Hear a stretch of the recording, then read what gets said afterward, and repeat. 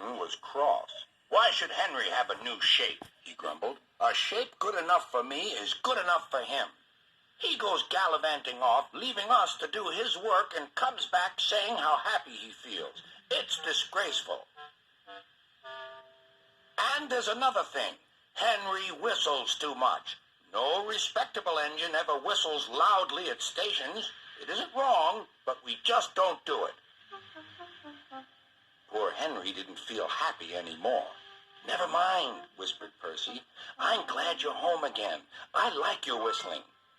"Goodbye, Henry," called Gordon. "We're glad to have you with us again, but remember what I said." Later, Henry stopped at Edward's station. "Hello, Henry," said Edward. "You look splendid. I was pleased to hear your happy whistle yesterday."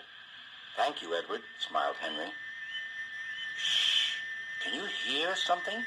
"It sounds like Gordon," said Edward, "and it ought to be Gordon. But Gordon never whistled like that." It was Gordon. He came rushing down the hill at a tremendous rate. He didn't look at Henry, and he didn't look at Edward. He screamed straight through the station and disappeared. "Well," said Edward. "It isn't wrong," chuckled Henry, "but we just don't do it."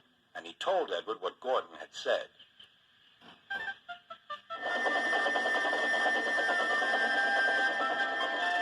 Meanwhile, Gordon screeched along the line. The noise was awful.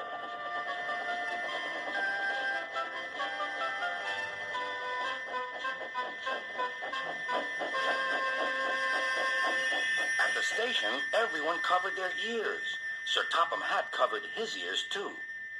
"Take him away," he bellowed, "and stop that noise." Gordon puffed sadly away, but he wouldn't stop whistling until two fidders climbed up and knocked his whistle valve in place. That night, Gordon slunk into the shed. He was glad it was empty. "It isn't wrong," murmured Henry to no one in particular, "but we just don't do it." No one mentioned whistles. Next morning, Henry was enjoying himself enormously. "I feel so well, I feel so well," he sang. "Trickety-trot, trickety-trot," hummed his coaches. Then he saw some boys on a bridge. "Beep, beep, hello," he whistled. "Oh," he called. The boys didn't wave and take his number. They thought it fun to drop stones on him instead. "They've broken our glass! They've broken our glass!" cried the coaches. The passengers weren't hurt, but they were cross. "Call the police." "No," said the driver. "Leave it to Henry and me." "What will you do?" they asked. "Can you keep a secret?" "Yes, yes." "Well then," said the driver, "Henry is going to sneeze at those boys."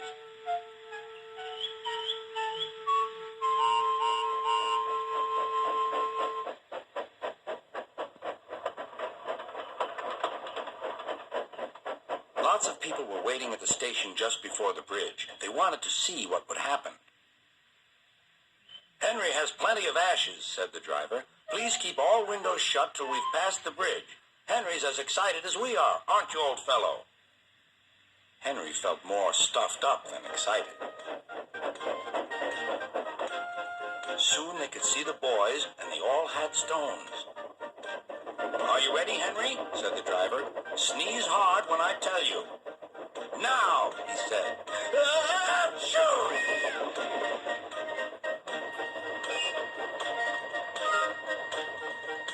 "Well done, Henry," laughed his driver. Henry went home, hoping that next time he saw Gordon and the boys, they would have learned not to be so mean.